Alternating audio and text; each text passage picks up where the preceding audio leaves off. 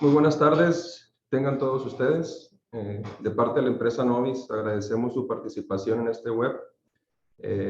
Mi nombre es Edgar Montoya Montoya, soy contador público por la Universidad Autónoma de Sinaloa. Tengo una maestría en impuestos por la misma universidad. Tengo el gusto de acompañar al licenciado Jorge Antonio Camarena, abogado fiscalista, que aquí nos acompaña.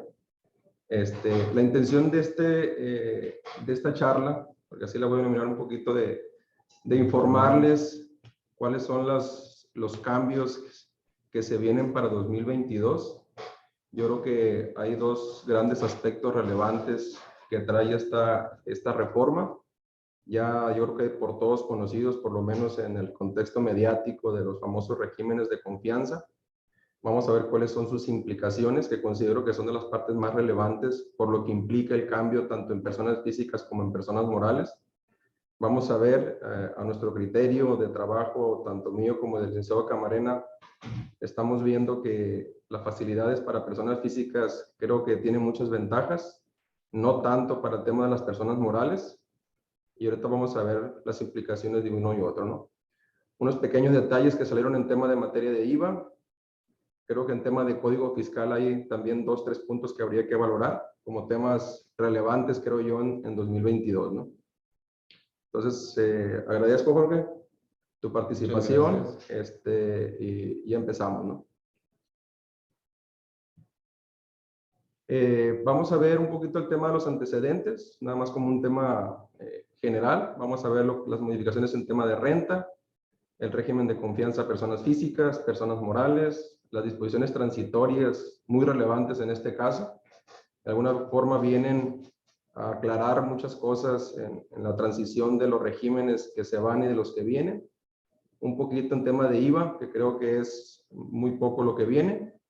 Código Fiscal de la Federación, las conclusiones, ¿no? Cualquier participación que quieran tener cuando se esté cerrando la plática, sin ningún inconveniente lo podemos aclarar o participar en cualquier duda que tengan, ¿no? Adelante, por favor. Nada más el tema de los antecedentes. Yo creo que en el 2021, ya considerando esta reforma que se publicó el 12 de noviembre, pues hubo una el 23 de abril del 2021, que a pesar que fue una reforma muy enfocada en el tema laboral, con el tema de la subcontratación, quise ponerlo como antecedente porque también tocó reformas en materia de renta y de IVA que vinieron a requisitar para efectos de deducción y acreditamiento todo aquello que se estaba viendo en el tema de la reforma laboral, ¿no? Como recordarán, pues una reforma bastante importante, regulación de la subcontratación, tema de servicios especializados, todo lo que sabemos del REPSE. Entonces, quise ponerlo como antecedente ante la reforma fiscal que ya se publicó el 12 de noviembre y que entrará en vigor el 1 de enero del 2022, ¿no? Adelante, Diego. Vamos a empezar los temas más relevantes que consideramos que vienen en ley del impuesto sobre la renta. Se aclara en temas de disminución del coeficiente, se aclara que la solicitud que se puede hacer a partir del segundo semestre es bajar el coeficiente, ya que en la ley vigente la redacción era disminuir el pago. Entonces simplemente es un cambio de redacción para efectos de aclaración, ¿no? Ese es un beneficio que todas las empresas tienen de hace mucho tiempo. Cuando traes un coeficiente más alto con el cual estás tributando en el mismo ejercicio, tienes la posibilidad de pedir una disminución a partir de julio de cada año. Lo que hace el fisco nada más es aclarar la redacción del artículo 14, ¿no? Tema muy novedoso, un nuevo ingreso acumulable, que es la consolidación de la nuda propiedad y el usufructo de un bien. Aquí primeramente habrá que aclarar qué es nuda propiedad y qué es un tema de usufructo. Todas las propiedades o los bienes pues tienen elementos que es el uso o goce o la disposición del bien. La nuda propiedad no viene siendo otra cosa que es ser propietario del bien, más no usarlo o gozarlo. Para eso es el tema del usufructo. Entonces, existen propiedades en las cuales yo puedo tener la nuda propiedad pero puedo otorgar el usufructo a una persona, a un tercero. Lo que dice la autoridad, que cuando se consoliden la nuda propiedad y el usufructo, tendremos que evaluar se tendría que evaluar el usufructo para efectos de acumularlo como ingreso. Un ejemplo, yo tengo una propiedad y se la doy en usufructo a Camarena, y si a vuelta de 2 años ya pierde vigencia ese usufructo, tendríamos que evaluar, y ese valor que determine la autoridad por medio de un perito especializado se tendría que acumular como ingreso al dueño del bien. Entonces es un tema muy, muy novedoso de la autoridad para efectos de poder tener un ingreso adicional. Seguimos en tema de renta, algunos requisitos de las deducciones que se están reformando. En temas de adquisición de combustibles para vehículos marítimos, aéreos y terrestres, además de los requisitos que sabemos con el tema del pago, deberán de contener el permiso vigente de la Ley de Hidrocarburos y que no se encuentre suspendido al momento de la emisión del CFDI. Es un nuevo requisito que tendrán que tener las facturas emitidas por las empresas que se dediquen a todo el tema de los combustibles. Viene una reforma muy relevante en temas de créditos incobrables, que aquí me gustaría, por el perfil de abogado y experiencia que tiene el licenciado Camarena, igual les comento, es ex magistrado. Entonces me gustaría aquí, Jorge, que comentaras un poquito el tema del requisito nuevo en tema de deducción de créditos incobrables, por favor.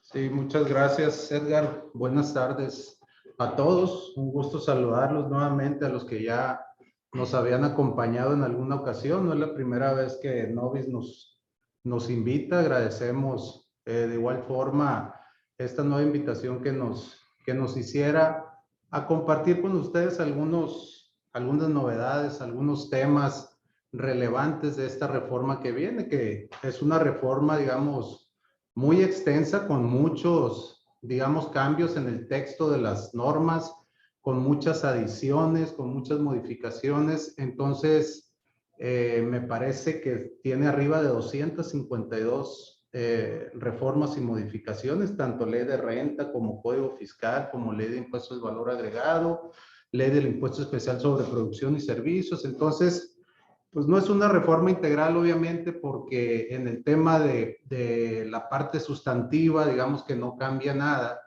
pero el SAT nuevamente se sigue fortaleciendo en cuanto a sus facultades, siguen o continúan cerrando espacios digamos, de interpretación y se siguen abriendo discusiones en muchos temas que nos parece nosotros que es un reto importantísimo para los estudiosos de ese tema, de estos temas, que me imagino que aquí dentro de los participantes que hay en el grupo, pues varios de ustedes tienen inquietudes en relación a estas modificaciones. Para nosotros es muy importante y muy enriquecedor además que nos hagan ver sus inquietudes, que nos hagan sus preguntas, sus comentarios, para de esa manera nosotros, aun cuando el tiempo no nos diera para contestarlo aquí, vía correo electrónico podamos atender sus inquietudes, sus observaciones y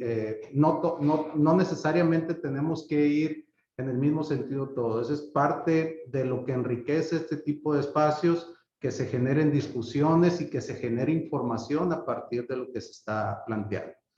Bien. Entrando un poquito en el tema que comenta aquí mi amigo Edgar Montoya, es en relación a las pérdidas por créditos incobrables, que son, digamos, deducciones que los contribuyentes podían hacer derivado digamos, de servicios o bienes que prestaban a clientes y que estos no cumplían con su obligación. Entonces, en ese caso, el artículo 27 en su fracción 15 establecía, digamos, una forma de hacer deducible este tipo de créditos incobrables para deudas mayores a 30,000 UDIs. Entonces, En ese caso, anteriormente el contribuyente decía, bueno, pues yo tengo un cliente que me debe, he estado haciendo gestiones de cobro, he estado requiriendo, mandando correos electrónicos, escritos, etcétera, etcétera, y este cliente no me paga. Entonces, la ley te establecía, digamos, como regla general, la ley te permite que haya una imposibilidad práctica de cobro. Entonces, dentro de las reglas que emite de imposibilidad práctica de cobro, es que tratándose de créditos que superen este monto, tú tuvieras que presentar una demanda ante un tribunal civil o un tribunal mercantil, reclamando, digamos, el pago de esa obligación de parte del contribuyente. Entonces, les leo incluso cómo estaba redactado para que vean el cambio tan dramático que dan las cosas. Y lo decimos así porque prácticamente vuelve muy complicado llevar a cabo una deducción de este tipo. En el inciso B de la fracción 15 dice, tratándose de créditos cuya suerte principal al día de su vencimiento sea mayor a 30,000 unidades de inversión, cuando el acreedor haya demandado ante la autoridad judicial el pago del crédito o se haya iniciado el procedimiento arbitral convenido para su cobro, ¿sí? Entonces, ahí era deducible ya. Es decir, ¿qué quiere ser deducible? Trato de explicarlo un poquito porque no sé también el perfil de las personas que nos están viendo. Me imagino que es muy variado, pero deducible es prácticamente disminuir lo de los ingresos que tienes gravables o sobre los cuales vas a pagar el impuesto o se va a aplicar la tasa, la tarifa. Entonces, aquí ya no te permite disminuirlo con la simple presentación ante el árbitro o ante el tribunal, sino que ya el nuevo texto te señala que para poder ser deducible esta operación, dice, tienes que haber agotado las gestiones de cobro o que fue imposible la ejecución de la resolución favorable. Es decir, tienes que demandar, pero no únicamente vas a integrar tu contabilidad con el documento mediante el cual demandas, sino que tienes que contar con una sentencia favorable y la misma hasta ese momento va a poder ser, digamos, deducible esa operación. Entonces, es un cambio, digamos, que se da donde vemos cómo el SAT cierra nuevamente los espacios. Quizá tendrá sus razones, quizá no. Eso es tema que se tiene que comentar también. Muchas gracias, Edgar. Complementando un poquito lo que dice el licenciado Jorge Camarena, en la exposición de motivos la autoridad manifestó pues que los contribuyentes era muy sencillo poder hacer deducir una cuenta incobrable. Con la simple y sencilla presentación y tener el acuse recibido, pues ya cumplías con el requisito y muchas veces no se le daba seguimiento al tema del cobro, ¿no? Entonces la autoridad dijo, ¿sabes qué? No. Creo que así lo argumentó en la exposición, como les comento. Sintió que les estaban metiendo muchos goles en temas de muchas deducciones relativas a esta parte, ¿no? Entonces se cumplía con el requisito y era más que suficiente. Entonces, imagínense que de repente tuviéramos una operación fiscal con muy poco margen de utilidad. Yo vendo algo en 100 pesos, me costó 95, gané 5, pero puedo volver a deducir los 100 de la factura que no me pagaron. Entonces, dijo el fisco, no, requerimos un poquito más de fortaleza de que haya realmente una gestión y que se emita una resolución por parte del tribunal, donde le diga en este caso al acreedor, el deudor ya no te puede pagar. Entonces, que se agoten las instancias para poder hacer deducible. Entonces, aquí la pregunta, y me gustaría, profundizar en este tema, y le pregunto a Jorge es, ¿en qué tiempo se podría llevar a cabo una resolución de este tipo desde que se presenta, en tu experiencia? Lo que yo advierto que en el nuevo esquema permite también el arbitraje. El arbitraje en materia mercantil es algo de alguna manera novedoso.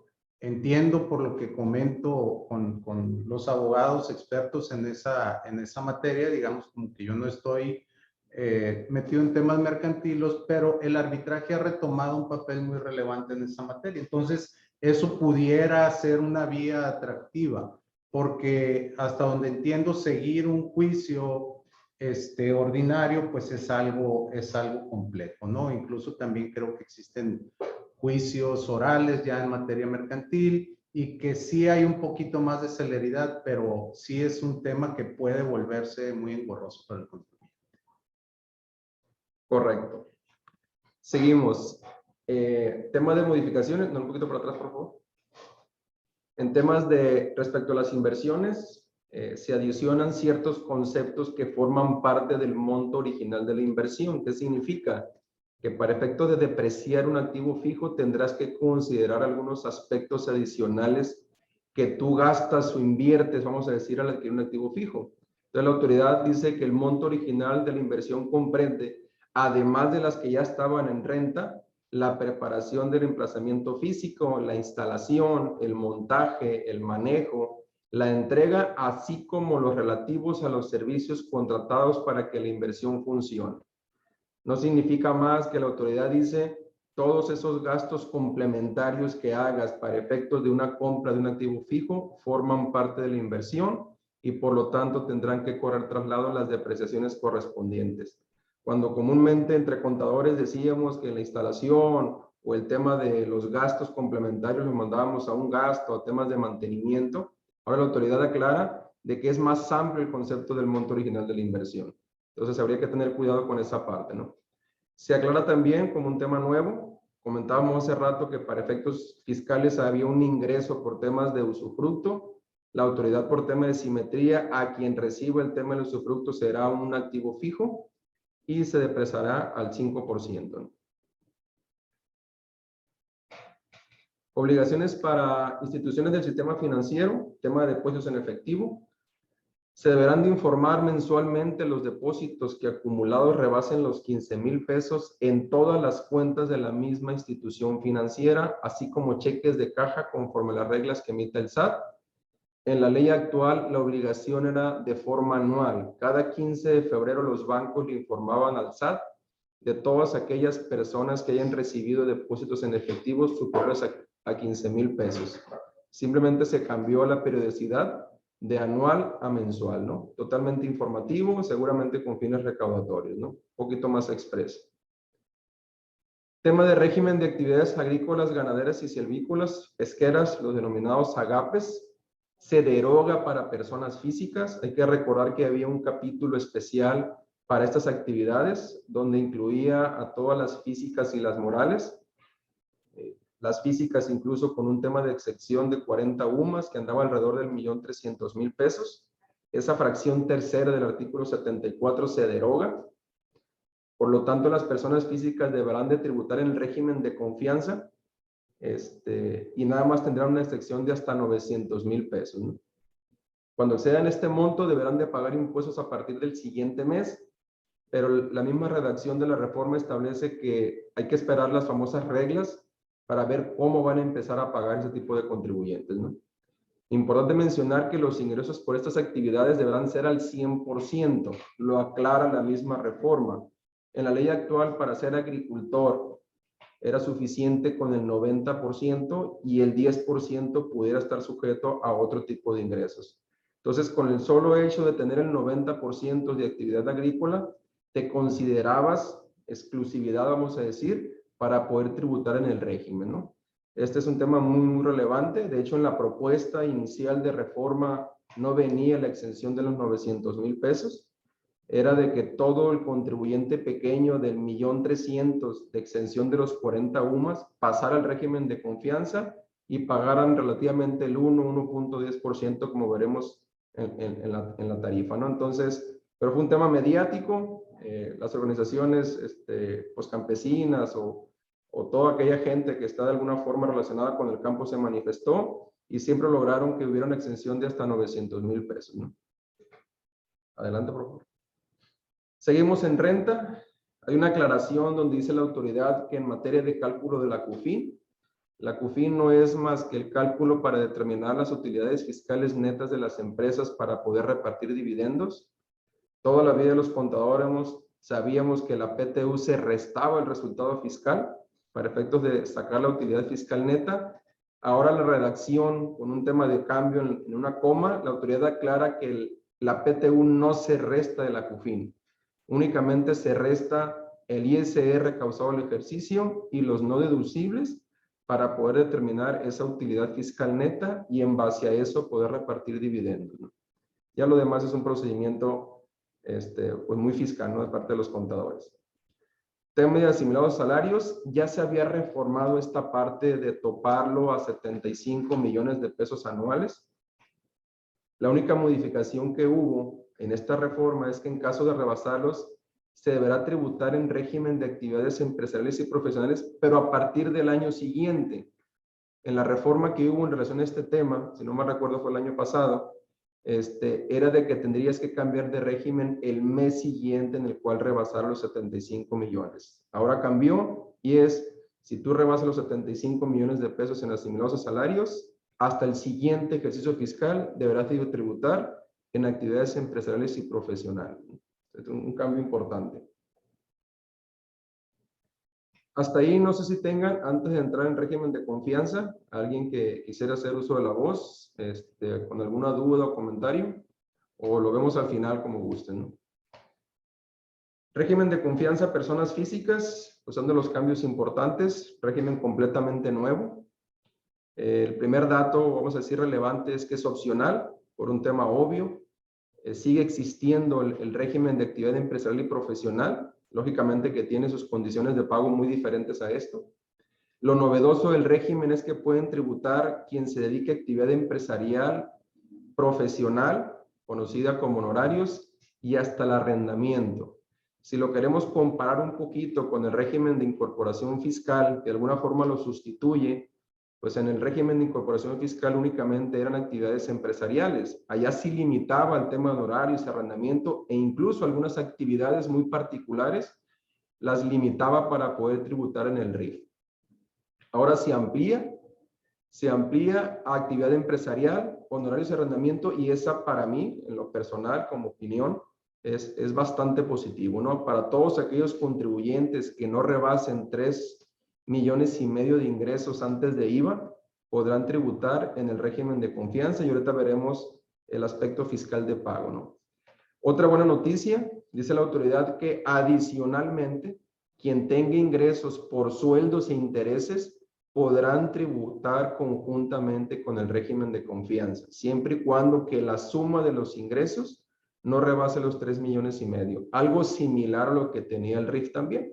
Nomás que ahora esto viene en ley y lo que venía en RIF pues, se fue modificando mediante reglas misceláneas, ¿no? Entonces, muy buena noticia, si podemos concluir la primera parte del régimen de confianza, que es 3 regímenes fiscales en conjunto, 5 serían con sueldos e intereses, ¿no? Entonces, excelente noticia para mí por la forma en que van a tributar estos contribuyentes. Pero ahora viene el tema de las limitantes. ¿Quiénes no pueden optar por el régimen de confianza? Muy similar al tema del RIF. Todos los que sean socios, accionistas o integrantes de personas morales ya no pueden ser régimen de confianza. Cualquier residente en el extranjero con establecimiento permanente en el país, tampoco. Quien tenga ingresos en los regímenes fiscales preferentes, tampoco. Y ojo, ¿no? Un tema que se me hizo muy relevante es el tema de que quien perciba ingresos por asimilados a salarios. Entonces, me llama la atención que la autoridad sí me permite ese régimen de confianza. Si tengo un salario y tengo un negocito, tengo una papelería, sí se pueden combinar. Pero si me pagan por asimilados a salarios, no me permite ese régimen de confianza. Yo creo que de todos es conocido, los que estamos en el ambiente fiscal, de que hay una fiscalización enorme en el tema de asimilados a salarios. Entonces, creo yo que viene encaminado un poquito ese tema, ¿no? Seguimos.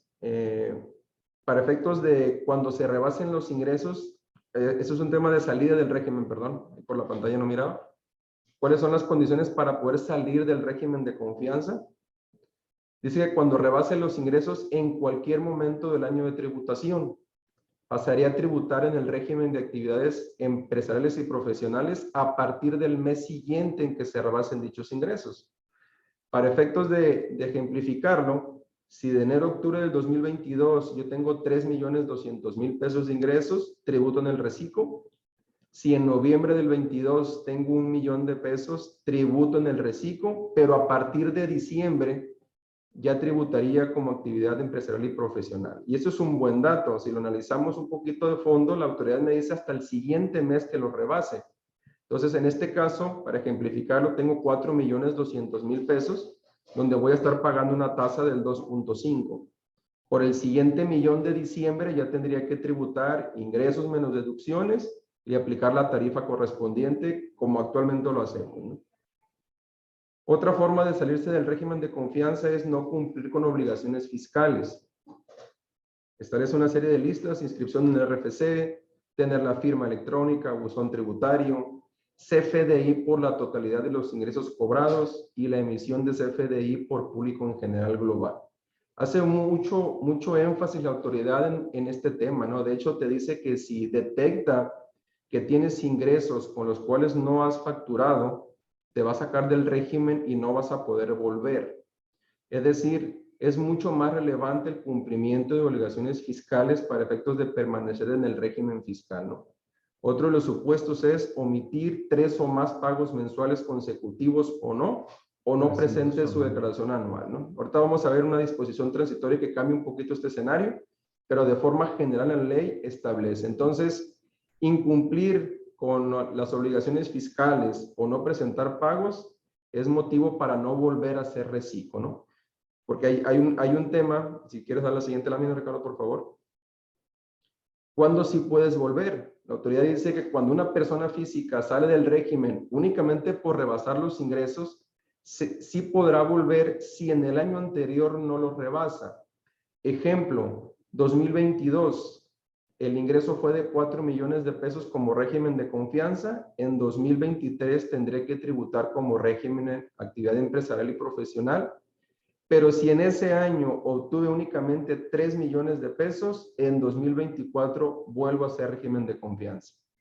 Una diferencia muy importante en relación con RIF. En RIF no venía esta opción, allá te salías del RIF y te ibas directamente al régimen de actividades empresariales y profesionales, pero aquí esta es una buena oportunidad. Por eso creo que en personas físicas, en lo personal y profesional, me agrada mucho el régimen. Creo que pues no hay mucha complejidad en la forma del cálculo, como ahorita lo vamos a ver, ¿no? Y hay unos ejemplos prácticos ahí para que vean la diferencia o el ahorro que hay entre uno y otro. Adelante, Ricardo, por favor. Esta es la tarifa. Yo creo que ya de todos es conocido. Esta es una tarifa gradual. Son pagos provisionales mensuales, el 17 de cada mes. La base será el monto de los ingresos amparado por comprobantes fiscales efectivamente cobrados sin deducción alguna, lógicamente sin IVA. Ahí tenemos la tarifa gradual, ¿no? Hasta 25,000 pesos el 1%, hasta 50,000 el 1.10, hasta 83,000 1.5, hasta 208 el 2% y hasta 3,5 millones el 2.5. Adelante, por favor. Tema especial de la autoridad: si yo le vendo o le presto un servicio profesional o le rento a una persona moral siendo régimen de confianza, la persona moral me va a retener el 1.25% del subtotal, o sea, me va a retener el 50% de la tasa máxima. En algunas ocasiones a muchos les va a poder quedar a favor porque de repente mi ingreso no va a estar en el nivel máximo. Entonces, pero es acreditable contra pagos provisionales y contra el anual, ¿no? Entonces, la autoridad le gusta mucho el esquema de retenciones. Ya vimos que hasta el año pasado estaba el tema de la retención en materia de subcontratación con el tema del 6%, que se derogó después de la reforma, pero ha sido muy efectivo el tema recaudatorio con temas de retenciones, ¿no? Aquí, a pesar de que es una tasa muy baja la que paga el contribuyente, aún así está aplicando una retención del 50% a la tasa máxima. Aclara la autoridad que, a pesar de que hay una facilidad en el tema del pago de renta, la base para PTU sí va a ser ingresos menos deducciones. Es decir, como hasta actualmente lo hacemos en actividades empresariales y profesionales. También menciona el fisco que si en un ejercicio fiscal, estando en el reciclo, no presento pagos mensuales, ni anuales, ni emito comprobantes fiscales, me va a suspender ante el Registro Federal de Contribuyentes. No quiere, yo creo por su base de datos, no quiero que haya personas que están en el reciclo y que no estén tributando, ¿no? Quienes tributan en este régimen no podrán aplicar otros tratamientos fiscales que otorguen beneficios o estímulos, ¿no? Hay que recordar que la Ley de Ingresos de la Federación es donde de repente vienen el tema de los estímulos fiscales, créditos diésel para el sector agropecuario, crédito diésel para el tema del transporte, el tema de los estímulos en cuotas. Entonces, aquí ya no más. Si a fin de cuentas te está, vamos a decir, entre comillas, de alguna forma regalando gran parte del tema de renta, pues ya no te permite que acredites ningún estímulo fiscal. Adelante, Ricardo, por favor. Y aquí está un ejemplo para efectos de poder dimensionar cómo funcionaría el tema del cálculo. Y hice esta tablita como para comparar. Si se dan cuenta, en la parte izquierda dice actividad empresarial actual. Si una persona física en la ley 2021 tiene ingresos anuales de 3,5 millones, que es el tope, y tiene sus deducciones con los comprobantes fiscales que establece y las deducciones, que todo lo cumple, de 3,025,000, tendría una base gravable de 475,000 pesos. Con la aplicación de la tarifa actual, pagaría 87,431, que es lo mismo que pagar el 2.5 de los 3,5 millones. Entonces, aquí puse como ejemplo nada más que los 475 representaría el 13.5 de utilidad neta de un contribuyente por la operación mercantil que lleve a cabo. Pero, pues acá tendría que tener el cuidado para que los 3,025,000 de deducciones, pues cumpla con los requisitos fiscales, ¿no? Entonces, de alguna forma, si se dan cuenta del beneficio, si yo tengo 3,5 millones de ingresos en régimen de confianza, pero nada más tengo 1 millón de deducciones, pues voy a pagar exactamente el mismo monto de ICR, ¿no? 87,500 como máximo. ¿Qué pasa con el arrendamiento? El arrendamiento tiene mucha más facilidad. Si no tengo las limitantes que me establece para entrar al régimen de confianza, vamos a ver aquí la diferencia. Si yo tengo actividad de arrendamiento, tengo 3,5 millones, me estoy yendo al tope para efectos de ejemplificarlo mejor, tengo derecho a una deducción opcional del 35%. Por lo tanto, la base de pago en arrendamiento es el 65%, que para efectos del ejemplo son los 2,275,000 pesos. A tarifa anual, el ICR son 681,000 pesos. Si tengo la forma de cambiarme al régimen de confianza porque no tengo las limitantes que establece, pues voy a pagar únicamente el 2.5. Entonces, el ahorro es sustancial de 593,000 pesos. Entonces, aquí yo creo que sería muy importante quienes estén en arrendamiento ver su situación patrimonial de sociedad sobre todo, ¿no? Porque muchas veces somos socios accionistas de algunas empresas familiares, pero por un tema nada más de que se ocupan 2, 3 o 4 o 5 socios por situaciones especiales, y de repente somos socios, pero realmente nunca ni participamos en la sociedad, ni tenemos dividendos. Yo creo que fuera buen momento de reestructurar esa parte patrimonial, salirme de ser socio de las empresas y únicamente quedarme como arrendador. Entonces, sabemos que en arrendamiento, aparte de la deducción ciega, pues también tiene unas deducciones, pero muy acotadas, ¿no? Entonces, comúnmente optamos por el 35%, pero vemos que, pues, ser reciclo en temas de arrendamiento tiene un ahorro sustancial. Dale, por favor. Aquí hice un análisis. No es que se puede, lógicamente, el tema del sueldo y salario. Bueno, sí se puede tributar de forma conjunta. El análisis es por un artículo que viene en el Código Fiscal de la Federación y quise ejemplificarlo para poder comentarlo el tema de la defraudación fiscal. Si yo soy una persona física asalariada que trabajo en alguna compañía y que me están pagando 3,5 millones de ingresos brutos al año, que para efectos del ejemplo no tengo deducciones personales en el anual, mi impuesto anualizado es de 1,087,000 pesos, que representa una tasa del 31%. ¿Qué pasa si yo me doy de baja y le doy una factura a mi patrón y me paga los 3,5 millones, pero como reciclo? Pagaría 87,500 pesos. El ahorro es sustancial. 1 millón de pesos de ahorro.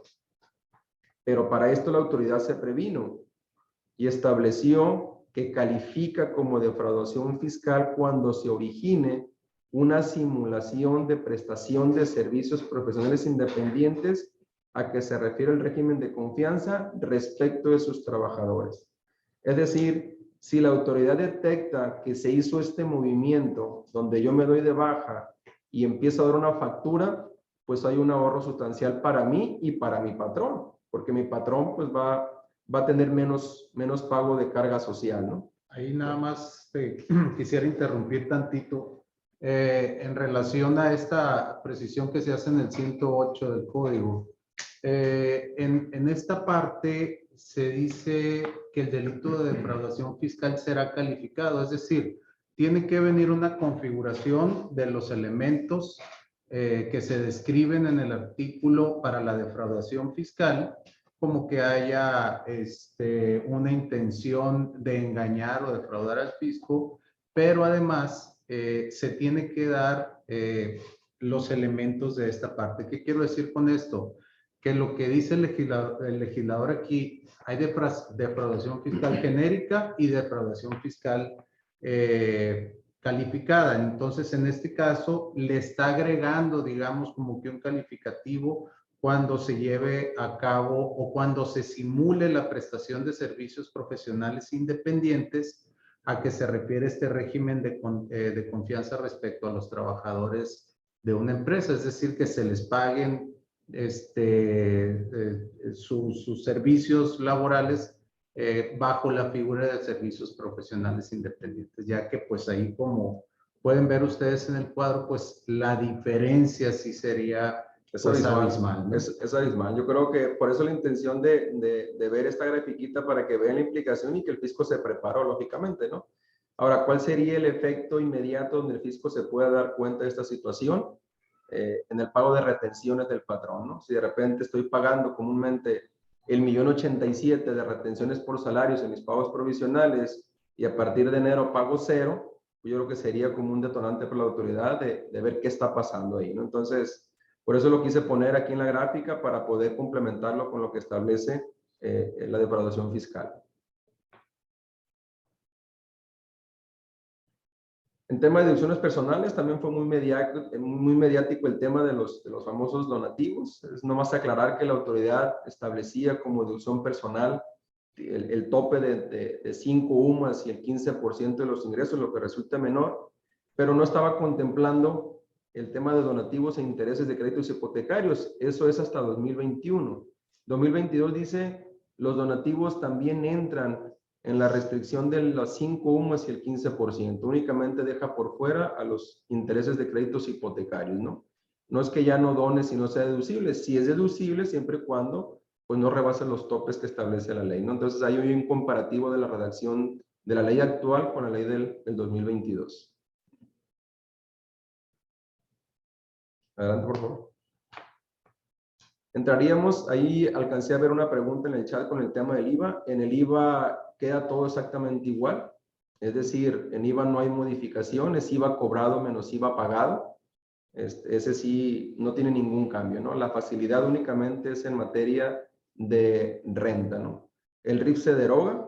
Otra pregunta que alcancé a ver en el chat, se deroga ese artículo. Ahorita vamos a ver en tema de transitorios que hay unas facilidades ahí para el tema de los que estaban en el RIF hasta el 31 de agosto del 2021. Vamos a entrar en materia del régimen de confianza de personas morales, que a mi criterio es simplemente un YETU de aquellos años, ¿no? La autoridad lo que quiere es convertir a flujo de efectivo el tema de las utilidades, ¿no? Un poquito de antecedente, los que estamos en el ambiente fiscal y de contadores siempre estábamos viendo que los ingresos de las personas morales pues tienen una condición muy especial. Hay 3 momentos que se consideran para que sea un ingreso. Hablando de las personas morales, título 2, es que cuando se emite el comprobante, cuando entregues el bien o cuando recibas el pago, lo que suceda primero.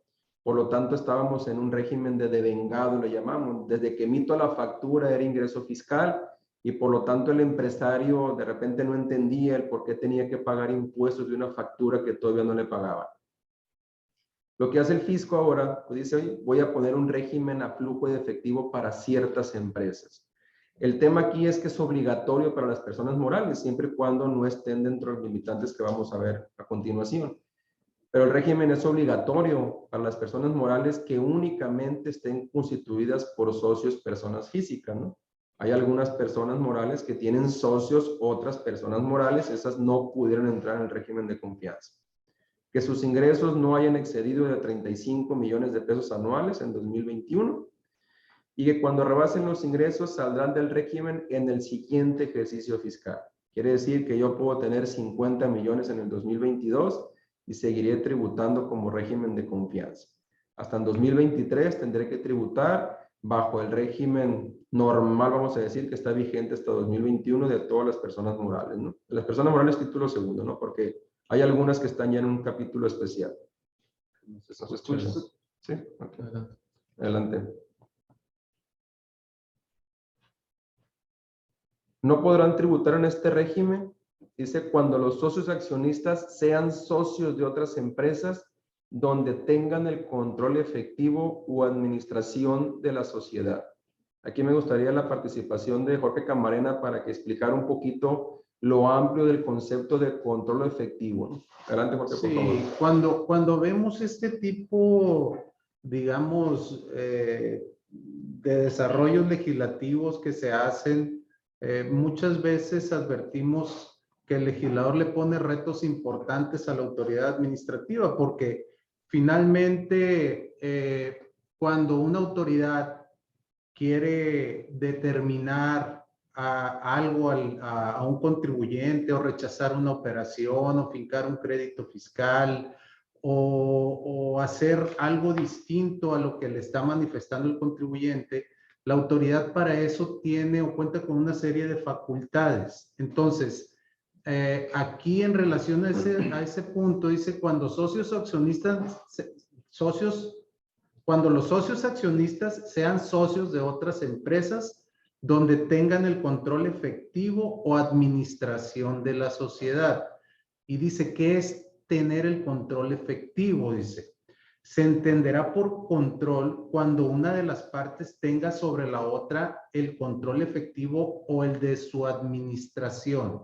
Primero que nada, habla de un control efectivo, pero también incorpora o el de su administración. ¿Qué quiere decir? Que va a ser uno u otro. Si uno de los socios tiene el control de la administración, pues se entiende que cuenta con el control efectivo de la sociedad.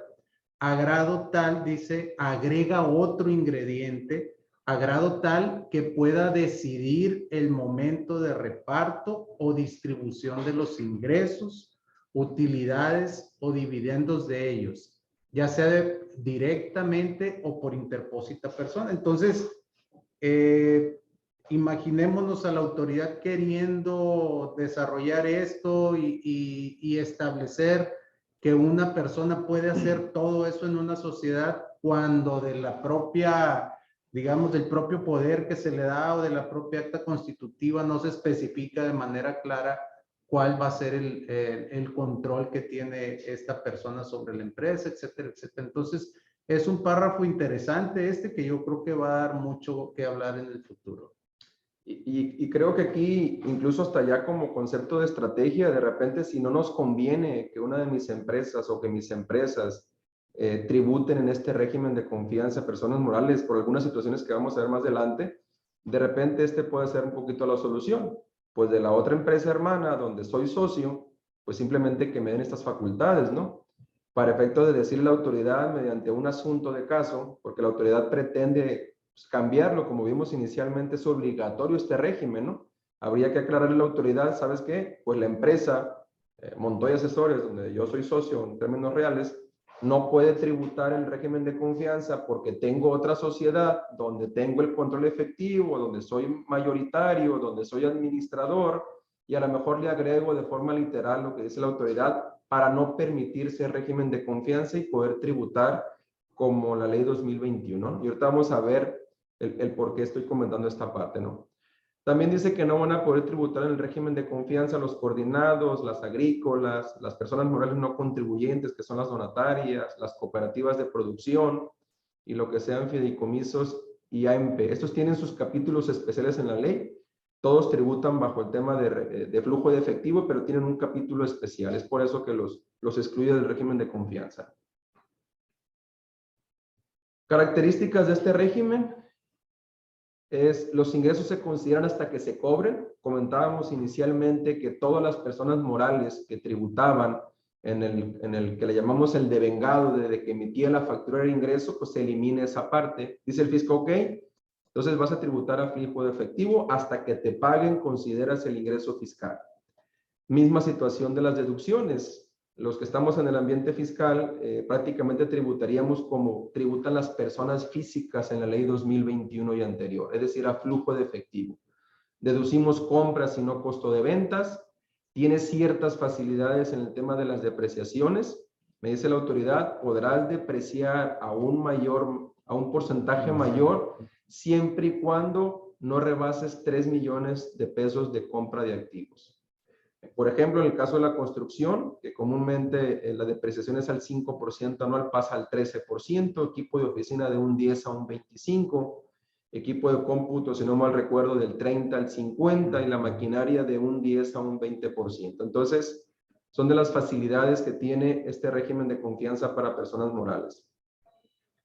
Y aquí viene en el siguiente punto lo que ya, a mi opinión, pues es un poquito ya grosero de la autoridad. El pago provisional va a ser los ingresos cobrados menos los gastos y la PTU pagada será mi base de pago por la tasa del 30%.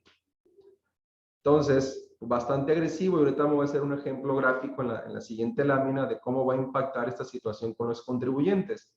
Los que tienen algún negocio y que nos están escuchando, de repente, ¿qué pasaba el día último del mes? Por un tema meramente de IVA, de no causar IVA, pues hacía un rebote de recursos, ¿no? Le pagaba a medio mundo, a todos mis proveedores, para efectos de no quedarme, como decimos coloquialmente, con la papa caliente, y no grabar el tema de IVA, ¿no? Tomando en cuenta que en personas morales el tema de renta ya estaba resuelto, porque pues pagaba bajo un coeficiente de utilidad. Ahora el problema va a ser que aparte de que cause el IVA, voy a causar el 30% de renta si me queda el dinero en mi cuenta de banco, ¿no? Imagínense que alguien te hace un depósito de banco a banco a las 7 de la tarde y ya no te das cuenta, pues va a ser un problema bastante importante para las empresas. Pero pues no fue suficiente para la autoridad. Me dice que cuando salga del régimen fiscal, me determina cuál va a ser mi nuevo coeficiente de utilidad.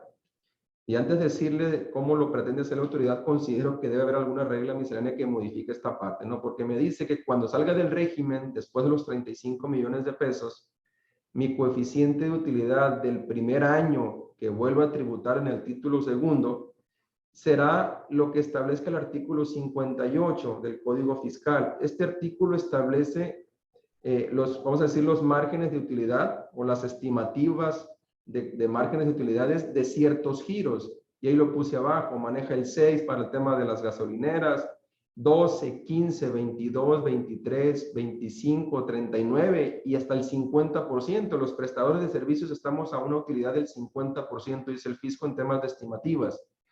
Entonces dice el fisco, ubícate en qué actividad te corresponde de esas 10 porcentajes que están abajo. Si no encuadras en ninguno, tu coeficiente será del 20% el primer año. Entonces, bastante agresivo el tema este. Si quieres darle la siguiente lámina para ejemplificarlo. Aquí estamos en la parte izquierda del régimen actual en pagos provisionales de renta. Aquí, como lo comenté inicialmente, el ingreso facturado, que era el que contaba para efectos del pago provisional, era 1 millón de pesos. Yo traigo un coeficiente de utilidad que no es más que mi margen de utilidad del año anterior. Puse como ejemplo el 5%. Mi utilidad fiscal estimada era 50,000 y pagaba el 30% de renta. Ese es el procedimiento tradicional, vamos a decir, que existe hasta 2021. ¿Qué va a pasar con el régimen de confianza, que es la que está al lado derecho? Estoy estimando que del millón de pesos que facturé, cobré 800,000 y nada más pude gastar 500,000 pesos. Me quedé con 300,000 pesos en el banco. Voy a pagar 90,000 pesos de renta. Entonces, por eso comentaba al inicio que si bien es cierto que los contadores decíamos que fuera justo un poquito el tema de tributar a flujo de efectivo, pero aplicando un coeficiente, ¿no? Esa era como la petición que hacíamos todos, y más para el tema del empresario, ¿no? Porque el empresario, el que de repente no entendía, o era difícil entender pagar bajo el esquema de devengado. Ahora vamos a pagar bajo el esquema de flujo, pero todos sabemos que el hecho de que yo tenga flujo no significa que sea una utilidad real ni financiera. pudiera interpretarse fiscal porque así lo establece la autoridad recaudadora, pero muchas veces pues no es utilidad financiera real. Ese dinero es de mi proveedor, pero no alcancé a pagarle.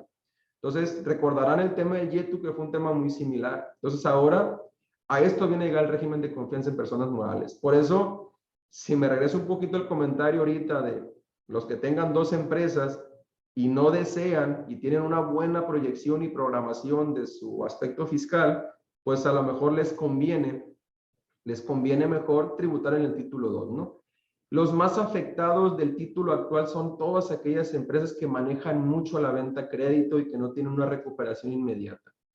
Pero los que tienen de repente una recuperación inmediata y que por un tema administrativo de falla bancaria, de que no le pude pagar el proveedor, pues van a causar la tasa del 30%. Entonces, se me hace demasiado costoso, demasiado agresivo este procedimiento, ¿no?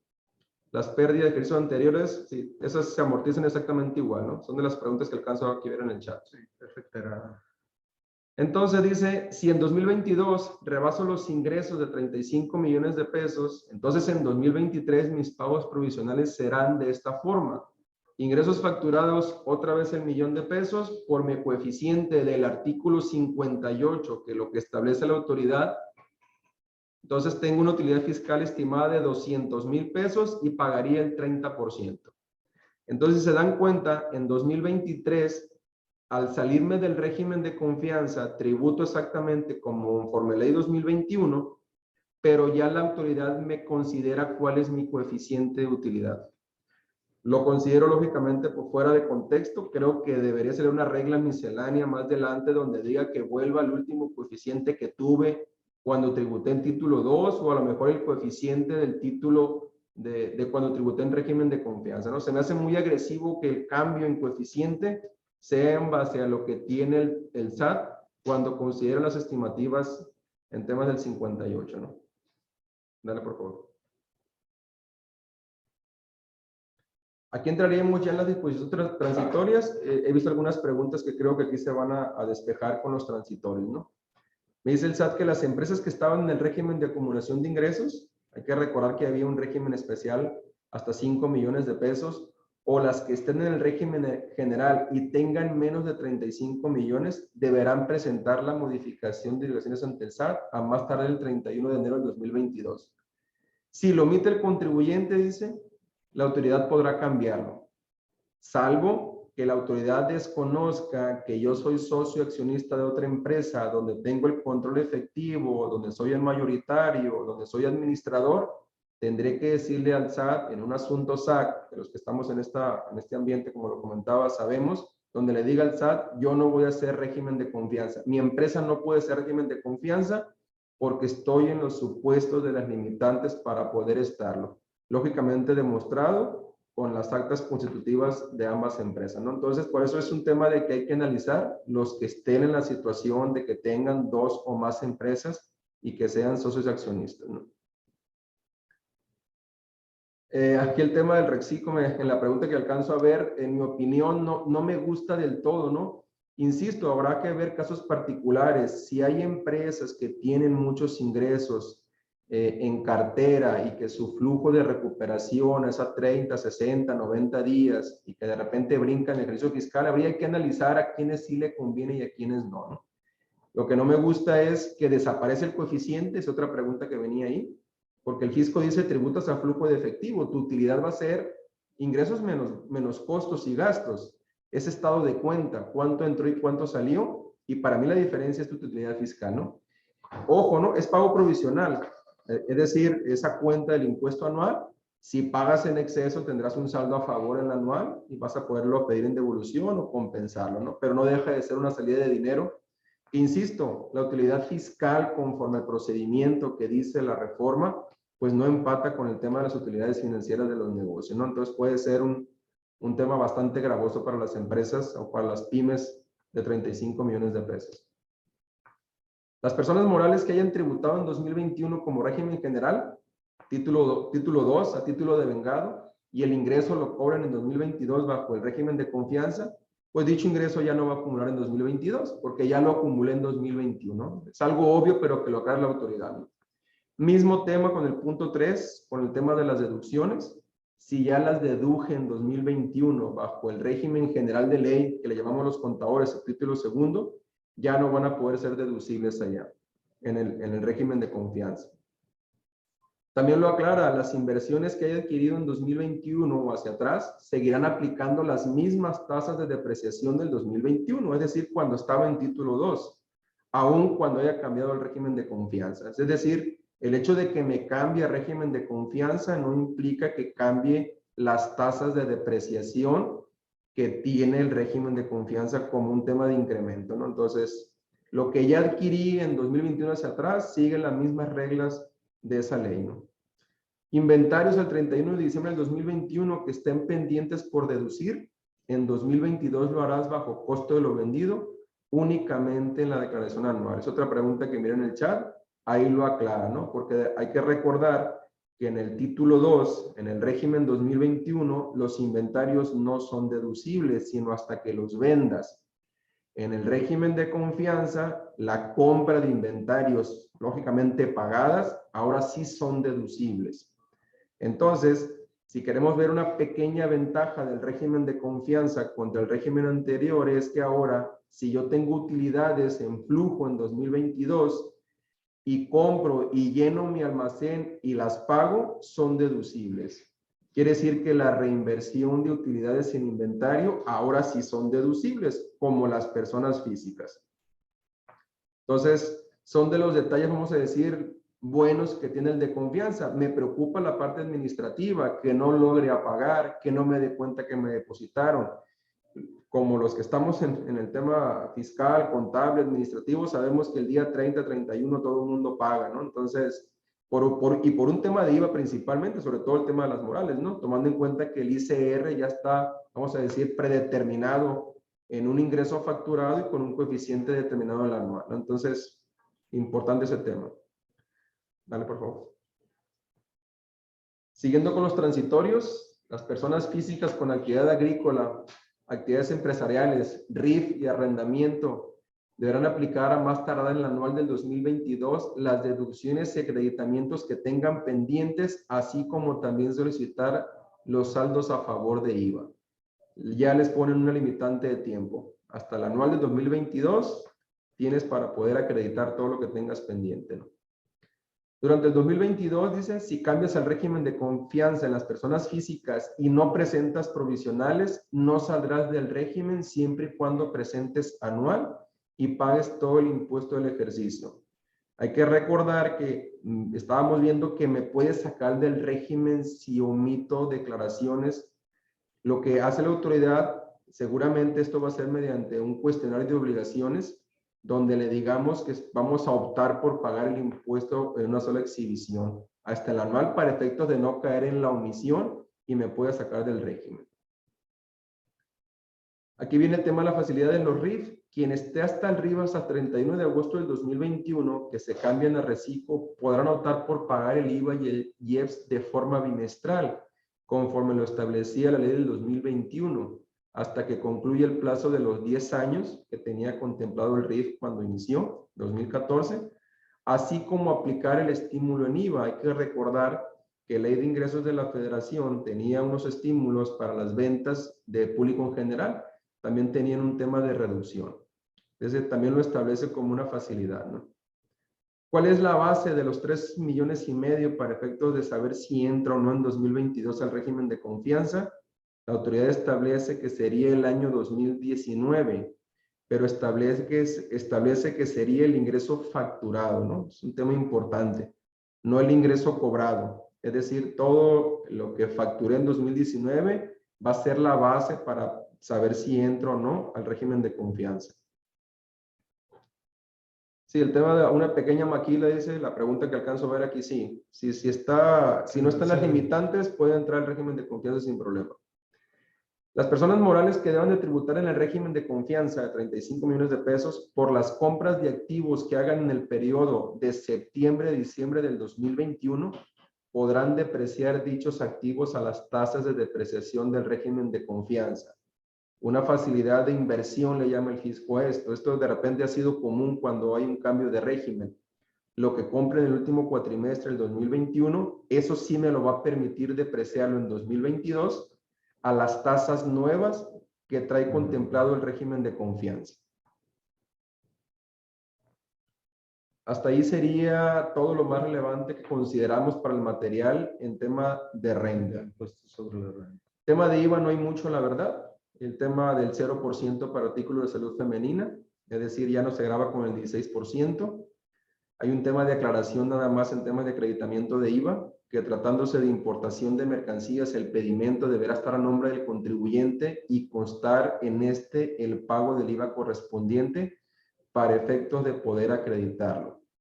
Te soy muy sincero, yo siempre he visto que el pedimento comúnmente cuando importas tú directamente como importador, pues siempre cumples con este requisito. Habrá que ver si se trata de cuando alguien cruza la mercancía por cuenta tuya, ¿no? Un temita de esos creo que trae, ¿no? La verdad que no he metido a detalle esta situación, pero pues no le veo mucha relevancia a esto.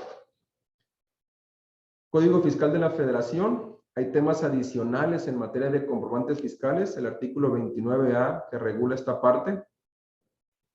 Dice que además del RFC y el régimen fiscal, que eran los requisitos de la ley 2021, se incorpora el nombre o razón social de quien los emite. Antes, digo, todo el mundo casi siempre lo ponía en la base de datos de la emisión, pero ahora es obligatorio. La fracción cuarta, se incorpora como requisito el nombre o razón social de quien lo recibe, así como el uso que le dará al CFDI, si va a ser gasto, adquisición de mercancías, equipo de transporte. Hay que recordar que en la ley 2021 no venía como requisito el nombre o razón social del receptor. Y el tema del uso del CFDI, pues venía en un tema de una guía que sacó la autoridad, ahora lo integra a código, ¿no? Como un tema de requisito ahora sí. Un tema muy relevante que es la fracción quinta, es un tema nuevo, completamente nuevo. Dice que cuando exista discrepancia entre la descripción de los bienes o servicios señalados en el CFDI respecto a las actividades del contribuyente, el SAT podrá reclasificar el régimen fiscal conforme a dicha información. O de repente dice, estás facturando computadoras y tu actividad resulta que es venta de teléfonos o venta de sillas que no concuerda, la autoridad lo va a poder hacer por sistema. Quiere tener la base de datos correcta, que todos los artículos que estés facturando pues coincida con tu actividad en la constancia de situación fiscal que todos conocemos, ¿no? Otro tema muy relevante es la cancelación de los FDI. Solo se podrá hacer en el mismo ejercicio fiscal de su emisión, siempre y cuando el receptor lo acepte, ¿no? Hasta el día de hoy podíamos cancelar CFDI de años anteriores, cuando lo aceptaba también el receptor, pero ahora es únicamente del mismo ejercicio fiscal, ¿no? Muy relevante esta parte. Dale, por favor, Ricardo. Obligados a dictaminar los que rebasen ingresos arriba de 1,650 millones en el último ejercicio fiscal. El tema de la declaración informativa de situación fiscal del contribuyente, el famoso DICIF, se incluye una fracción para partes relacionadas de los sujetos obligados a dictaminar. Si yo soy una empresa que tengo obligación de presentar dictamen fiscal porque tuve 1,700 millones de pesos, pero tengo operaciones con partes relacionadas, esas partes relacionadas tendrán que presentar ese DICIF. Ese DICIF es un formato prácticamente igual que el dictamen, pero lo presenta la empresa, es decir, no lo presenta un contador público registrado. En el caso del dictamen sí, pues hay un auditor externo que está autorizado por la autoridad fiscal para poder emitir el dictamen fiscal. Entonces el DICIF no es más que presentar información tipo dictamen, incluso el formato es muy similar. Entonces nada más incluyeron una fracción adicional. Aquí me gustaría que Jorge nos aclarara un poquito este artículo nuevo, bastante relevante creo yo, el tema del 42B, es un artículo completamente nuevo, se adiciona y es en relación al tema de la simulación de actos jurídicos. Entonces, Jorge, aquí ayúdame con este, por favor. Sí, bien, incluso si quieres, voy entrando al tema, a los temas que tengo asignados yo. Como se podrán dar cuenta, pues es una reforma muy enfocada en la parte sustantiva de impuestos sobre la renta, impuestos al valor agregado, pero también tiene algunas reformas importantes en la parte adjetiva, en la parte de los procedimientos con que cuenta la autoridad para controlar a los contribuyentes, para supervisarlos, para sancionarlos. Entonces, hace una serie de cambios que es importante comentar aquí. En los temas que queremos abordar con ustedes del código, viene el relacionado con la cancelación de sellos y restricción temporal de los mismos. Es decir, recuerden ustedes que todos los contribuyentes tienen que contar con un sello digital para expedir su facturación, etcétera, etcétera. Entonces, en los artículos 17H y 17H bis del Código Fiscal de la Federación, se regulan dos procedimientos, digamos, distintos para llevar a cabo en el primero una cancelación de sellos cuando se dan las causas que se establecen en ese artículo, como que lo solicita el contribuyente, como que fallezca el contribuyente. Entonces, todos los casos que se establecen en el mismo. Entonces, ahí dice la autoridad podrá cancelar el registro y el contribuyente tendrá la oportunidad de iniciar un procedimiento, digamos, de aclaración de eso, el cual la autoridad tendrá que resolver en un plazo máximo de 10 días. Sin embargo, también hay ciertas causas que generan, digamos, inquietud o desconfianza en las autoridades y la autoridad detiene el tema de la facturación al contribuyente y hace o lleva a cabo una restricción temporal del certificado de sello digital. Entonces, para ese caso, establece una serie de causas y un procedimiento también para llevarlo a cabo. Entonces, una de las modificaciones que se hace al primero de los procedimientos es que establece que si tú agotaste ya el procedimiento establecido en el 17H bis, ya no podrás agotar el procedimiento establecido en el 17H. Es una cuestión que se le había pasado, digamos, al legislador y que permitía que un contribuyente que ya hubiera agotado uno de los dos procedimientos se fuera e iniciara nuevamente sobre un nuevo procedimiento. Entonces, esa parte se regula por parte de la autoridad y ya digamos, se cierra ese vacío. Entonces, otro de los temas que vienen también que son interesantes, en los que la autoridad, a ver si quieres, dale más hacia adelante, por favor, más. Ok, es que no abrieron el archivo que yo les mandé. Se modifica la fracción 5 del artículo 17H en relación a los contribuyentes que deducen operaciones de contribuyentes que fueron publicados, los famosos EDOS, que los han escuchado ustedes ya mencionar. Entonces, dice que estos contribuyentes, si no ejercieron el derecho previsto en su favor en el artículo 69B, entonces, o habiéndolo ejercido, no hayan acreditado la efectiva adquisición de los bienes o la recepción de los servicios, ni corregido su situación fiscal, entonces la autoridad podrá cancelar en estos casos el certificado de sello digital. Entonces, se adiciona también una fracción 11 al artículo que mencionamos, relativa al caso en que detecten que la persona moral tiene un socio o accionista que cuenta con el control efectivo de la misma y cuyo CFDI se ha dejado sin efectos por ubicarse en alguno de los supuestos de los artículos 69 y 69B del Código Fiscal de la Federación. Entonces, este supuesto se adiciona, digamos que se endurece esta parte o las facultades de la autoridad para cancelar los certificados de sello digital. Otra de las reformas importantes que tenemos es la del artículo 26 del Código Fiscal de la Federación. No sé si si saben ustedes, pero en el artículo 26 se regula todo lo relacionado a lo que es la responsabilidad solidaria de los contribuyentes.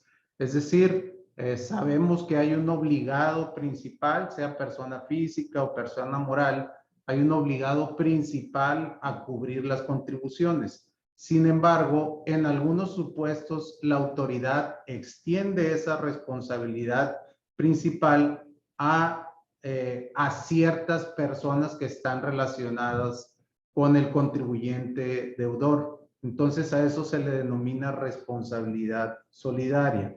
Entonces, en la fracción 6 del artículo 26 que mencionamos, dice que serán responsables solidarias los adquirentes de negociaciones respecto de contribuciones que se hubieran causado en relación con actividades realizadas en la negociación cuando pertenecía a otra persona. Entonces, aquí la palabra de esto es, lo importante de esto es que la autoridad señala, agrega, digamos, un párrafo a esta fracción y dice, también se considerará que existe adquisición de negociación, salvo prueba en contrario, cuando la autoridad fiscal detecte que la persona que transmite y la que adquiere el conjunto de bienes se ubican en alguno de los supuestos, es de los siguientes supuestos. Es decir, aquí nosotros advertimos que la autoridad nuevamente utiliza una herramienta que se llama presunción legal. Presunción legal que permite al contribuyente, aún así, aportar prueba en contrario. Son las presunciones legales juris tantum. Entonces, aquí dice, yo voy a considerar que existe la adquisición de la negociación y por lo tanto la persona adquirente también tendrá responsabilidad respecto a la misma en el caso de que haya una transmisión parcial o total mediante cualquier acto jurídico, dice, estamos hablando de algún arrendamiento, algún préstamo, usufructo, etcétera, etcétera, de los activos o pasivos entre dichas personas, es decir, que una persona transmita a otra, no a manera de una enajenación, porque evidentemente ahí lo que hace la autoridad es buscar descubrir lo que ella considera que están pretendiendo ocultar, que es una enajenación. Entonces, en este caso dice, yo voy a considerar que hay enajenación si bajo de una figura jurídica distinta a la enajenación, tú cedes los pasivos o los activos de una empresa a otra persona. Entonces, ahí dice, será responsable solidaria o se configura también la responsabilidad solidaria. También otro de los casos que la verdad son muy agresivos, nuevamente, digamos, las propias presunciones que utiliza la autoridad, porque dice, si hay identidad parcial o total de representantes legales, parcial o total de proveedores, identidad de domicilio fiscal, ubicación de sucursales, instalaciones, fábricas o bodegas, o bien de los lugares de entrega o recepción de mercancías que enajenen. Digamos, si hay una identidad parcial o total de representantes legales, pues, ¿qué es parcial? Hay que reflexionar un poquito en eso, pues es parcial uno. Entonces, aquí advertimos nosotros que nuevamente con un indicador muy vago, la autoridad llega a una conclusión muy extrema.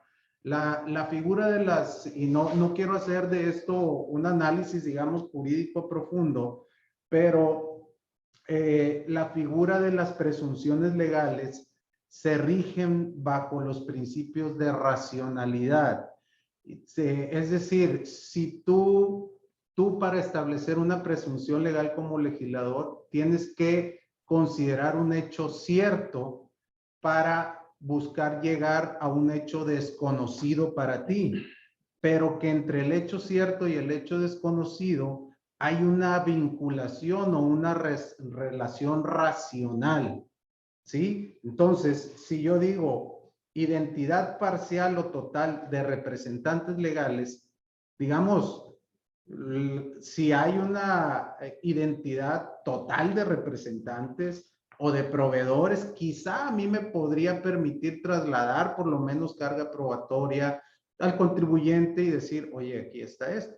pero si tú le dejas abierta la puerta a la autoridad que con una identidad parcial de representantes legales o proveedores, ella ya presuma que hay una enajenación y por lo tanto una responsabilidad solidaria, entonces me parece que es bastante agresivo. Yo incluso como un tema de constitucionalidad le vería muchos problemas a esta legislación, porque me parece que no hay una relación necesaria entre el hecho conocido y el hecho desconocido, con lo cual se rompe con algunos de los principios de este tipo Jorge, de presunciones. Quisiera hacerte un comentario respecto a esto, ¿no? Yo viéndolo más como contador que como abogado, yo creo que lo que interpreto es el tema de la famosa insolvencia, ¿no? Que de repente el contribuyente simplemente cambia de nombre, ¿no? La autoridad de lo que te dice, oye, pues sí, eras primero Edgar, ahora eres Jorge, pero resulta que tienes los mismos clientes, los mismos proveedores, los mismos empleados, es decir, tienes una identidad todo similar, pero resulta que dejaste insolvente a la empresa que es omisa en el tema de contribuciones. Creo que la autoridad de alguna forma va a decir, oye, ya me di cuenta o ya tengo muchos asuntos que voy y reviso una empresa, quedan insolventes, tienen una empresa hermana y es la que tiene toda la capacidad de pago, ¿no? En temas de activos fijos y tiene la operación. Entonces, no sé si esa parte va encaminado a eso. Totalmente. Incluso nos han tocado algunos clientes, debo decirlo, que llega la autoridad y pretende cobrarles en un domicilio fiscal y resulta con que la empresa ya no es A, sino es B. Y tiene todos los activos, tiene maquinaria, tiene socios, nada más tiene una vida jurídica distinta. Entonces, en ese caso, digamos, estoy de acuerdo. Pero la autoridad, por regla general, tendría que hacer una especie de investigación, aunque sea administrativa, y tendría que establecer esa situación a partir de, digamos, elementos de investigación. Aquí lo está haciendo, digamos, como que sustituyendo esa investigación por una presunción legal. Si sucede esto, entonces yo voy a concluir esto. O sea, ella misma, las presunciones legales en materia fiscal, y así lo ha dicho la Corte, se han establecido de alguna manera para eliminar ese tipo de prácticas lesivas al erario público, lesivas a la hacienda pública. Estamos de acuerdo, pero frecuentemente hemos visto cómo el legislador se excede en el uso de las mismas. Entonces, aquí vemos incluso algunas que recogen mejor eso que tú dices. Dice el inciso E del artículo 26, fracción sexta. Dice, identidad de domicilio fiscal, ubicación de sucursales, instalaciones, fábricas o bodegas, o bien de los lugares de entrega o recepción de la mercancía que te imaginan. Si tú te fijas, es digamos como que algo un poquito más real. Es decir, yo a partir de estos elementos, que es la verdad conocida, puedo llegar presuncionalmente hablando a la otra verdad desconocida. A lo mejor no va a haber una exactitud en ese razonamiento, pero el contribuyente no queda en estado de indefensión porque, como lo decía ahorita, es una situación que se le denomina juris tantum, que permite al contribuyente aportar pruebas para desvirtuar eso. Cuando es jure de jure, el contribuyente ya no tiene oportunidad, que no es el caso, ¿no? También otro de los supuestos es que haya identidad en las marcas, patentes, derechos de autor o avisos comerciales bajo los cuales fabrican o prestan servicios. Entonces, ese es otro supuesto. Hay que mencionar aquí que la autoridad no requiere que se configuren todos, o la ley no requiere que se configuren todos, sino que con uno que se configure ya se puede establecer o imputar responsabilidad solidaria al adquirente en este caso, ¿no? Otro de los cambios que podemos señalar aquí son las obligaciones relativas al RFC. En relación a este punto, que fue un punto muy sonado también en la prensa, muy controvertido por digamos, por la oposición, porque se establece ya dentro de las obligaciones relativas al RFC la inscripción de los mayores de edad. Es decir, se adiciona un párrafo al artículo 27, inciso A del Código, en el que se establece en esencia que las personas físicas mayores de edad deberán solicitar su inscripción ante el RFC.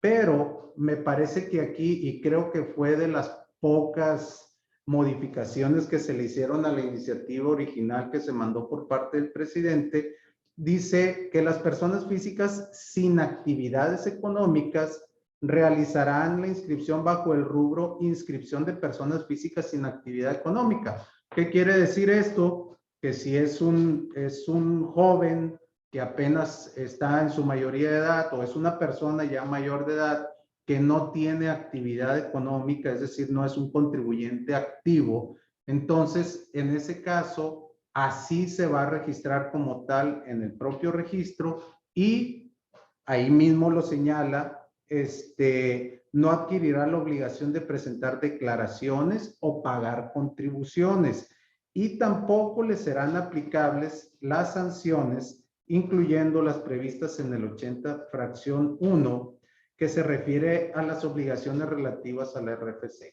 Entonces, ni declaraciones mensuales o provisionales, definitivas, etcétera, etcétera. Es decir, va a ser un contribuyente registrado, más no un contribuyente activo en cuanto a sus obligaciones fiscales. Ya existía un poquito ese tema, ¿no? Ya se inscribían las personas, el que quisiera tener RFC por cualquier trámite administrativo, ya pudieras. El tema creo que se incluyó el tema de la obligatoriedad. Así es. Pero sí, ya sabemos que hay contribuyentes que no presentan obligaciones de ningún tipo, ¿no? Pero están inscritos en el Registro Federal de Contribuyentes. Aquí nada más el tema, yo creo que cambió, es el tema de lo obligatorio, ¿no? Así es. Muy bien.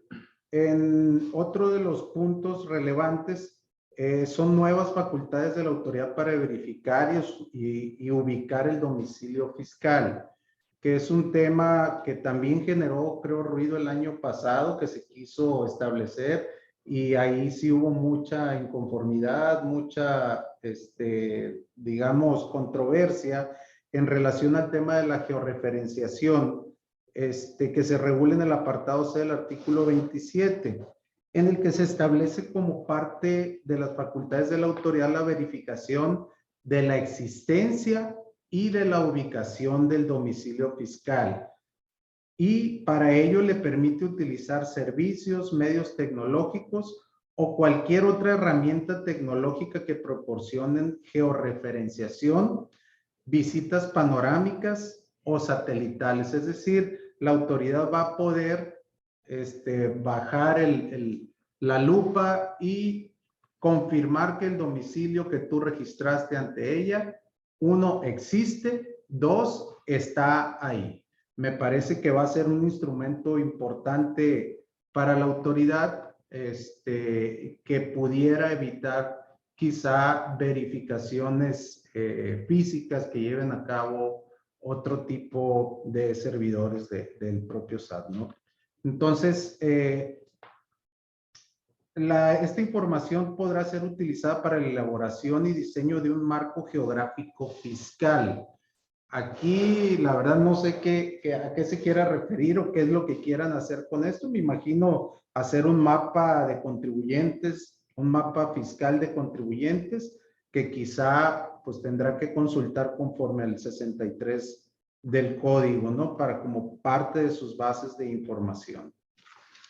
Otro de los puntos importantes que vienen es la adición que se hace al inciso C del artículo 27 de la fracción 13 del código que faculta a la autoridad para cancelar o suspender el RFC cuando ésta confirme que el contribuyente no ha realizado alguna actividad en los 5 ejercicios previos, que durante dicho periodo no ha emitido comprobantes fiscales, que no cuente con obligaciones pendientes de cumplir o por defunción de la persona. Entonces, en este caso, como una especie de depuración, digamos, de la base de información de la autoridad. En relación, voy a tratar de avanzar un poquito más rápido por cuestiones de tiempo. En relación a cancelación de CFDI, vienen nuevos supuestos.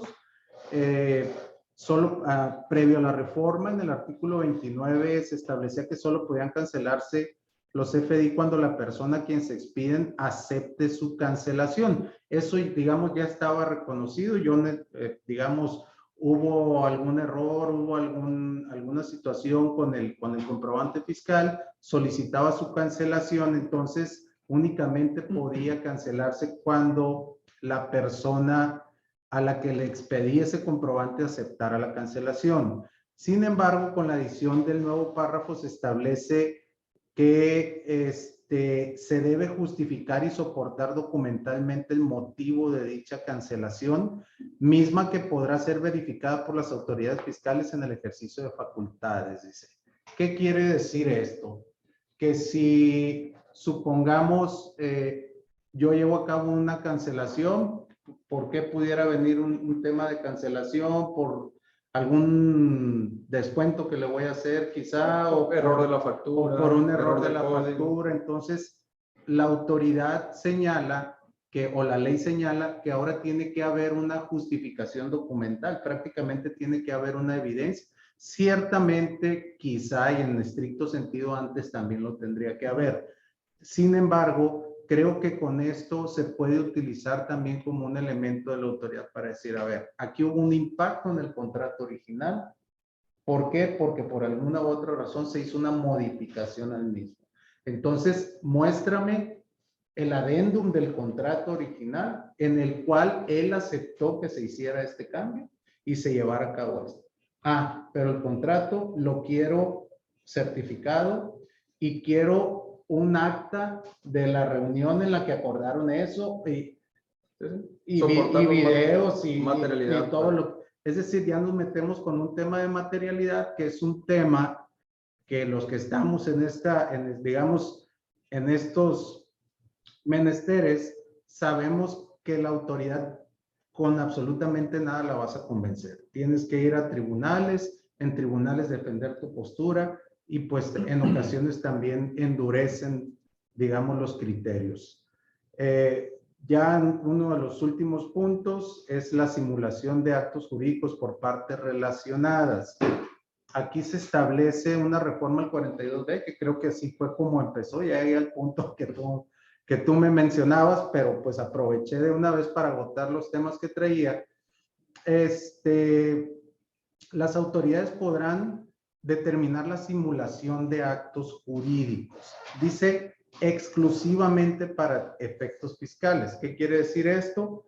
Que esto no será para efectos penales. Okay. ¿Sí? Ese es el primer mensaje, digamos, que manda el legislador aquí, sino únicamente se va a establecer una simulación de actos jurídicos para efectos fiscales. Y aquí señala que la referida determinación deberá ser debidamente fundada y motivada, etcétera. Eso pues es obvio, ¿no? Aunque no se señalara en la norma, pues es un principio constitucional establecido en el artículo 16 constitucional, la obligación de la autoridad de fundar y motivar todas y cada una de sus decisiones, que es, digamos, el reto que tiene que cumplir ella. Sin embargo, nosotros vemos aquí que el tema de la simulación de operaciones y el tema de la inexistencia de operaciones son dos aspectos diferentes, ¿sí? La inexistencia de operaciones se establece vía presuncional en el artículo 69b del Código Fiscal, y aquí se habla de la simulación de operaciones, que es digamos, es una figura que se desarrolló mucho en el 5A del código, y en el cual se estableció un procedimiento para la recaracterización de las operaciones cuando hubiera digamos, una simulación por parte de las partes contratantes. Entonces, aquí la autoridad pretende introducir unas reglas para cuando las operaciones se lleven a cabo entre partes relacionadas. Entonces, en este caso, ella establece o regula, digamos, la forma en que la autoridad va a determinar esa simulación. Es bien interesante porque es algo que no lo vinculan expresamente con el 5A.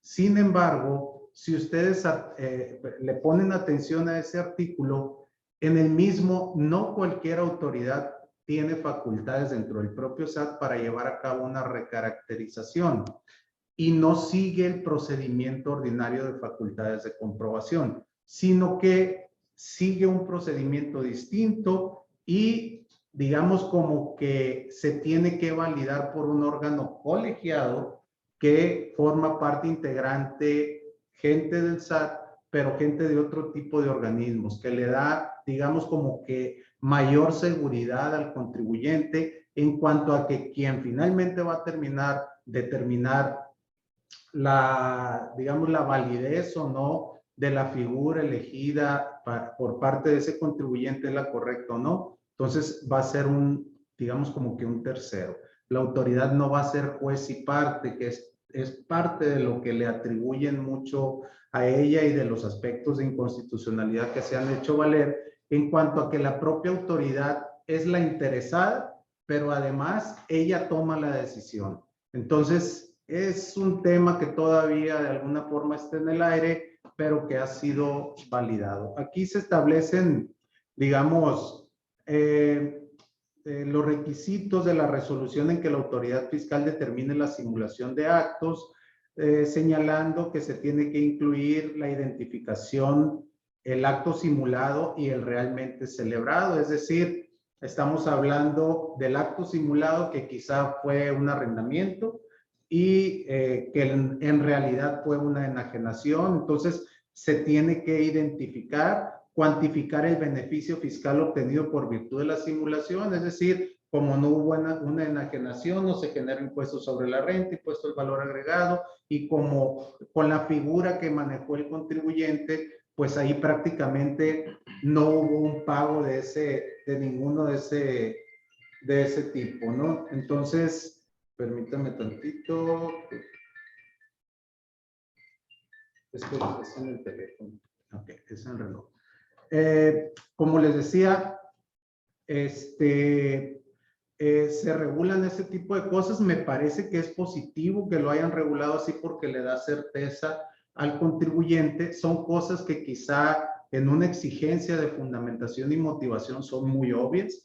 Sin embargo, es bueno para las autoridades, atendiendo pues que la autoridad fiscal en ocasiones pues pudiera incurrir en alguna arbitrariedad en la determinación de esa figura. Entonces aquí le dice, tienes que verificar esto, tienes que establecer esto, exactamente. Entonces ya le da como una guía, como un canal que la autoridad tiene que seguir, lo cual redunda en certidumbre para el representado en cuanto a la explicación que le van a dar, pero también en cuanto a las cargas probatorias de la autoridad.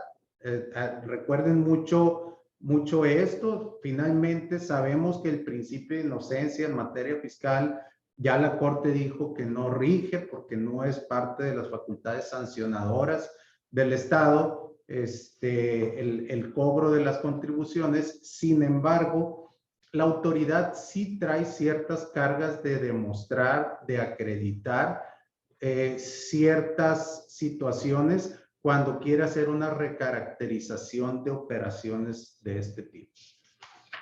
Bien, ya por último, me voy a brincar digamos, a la adición que se hizo al 69 bis.